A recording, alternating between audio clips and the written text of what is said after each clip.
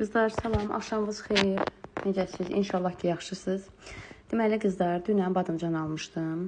İstədim badımcan yeməyi bişirim və bunu da sizinlə paylaşım.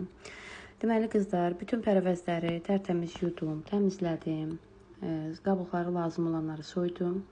İlk öncə badımcandan başladım. Çünki badımcan öz istədim suyun buraxsın. Doğradıqdan sonra üzərinə duz gəzdirib qıraqda saxladım ki, biraz acı suyu çıxsın. Və duz əlavə elədikdən sonra mütləq qarışdırdım ki, bütün hər tərəfinə duz belə deyə yayılsın. Çünki mənə lazımdır ki, onun acı suyu tərtəmiz çıxmalıdır. Və bu arada başladım, onun acı suyu çıxana qədər bütün tərəvəzləri doğramağa. İlk öncə soğandan başladım. Bir-bir onu da çox xırda olmamaq şərtindən doğradım soğanı da.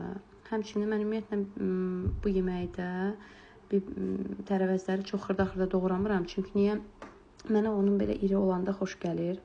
Biberlər də həmçinin çox xırda olmamaq şərtilə, yəni zövqə görədir lazım. Necə istəyirsiniz eləyə bilərsiniz. Pomidorları da elədim, doğradım. Birdən yadıma düşdü ki, sarımsaq vardı, onu doğrayasıydım.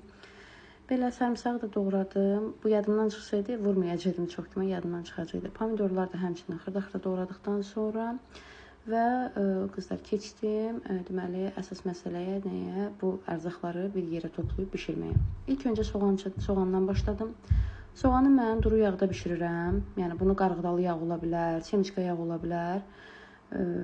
Kim necə istəsə. Yəni mən burada günəbaxan yağdan istifadə eləmişəm.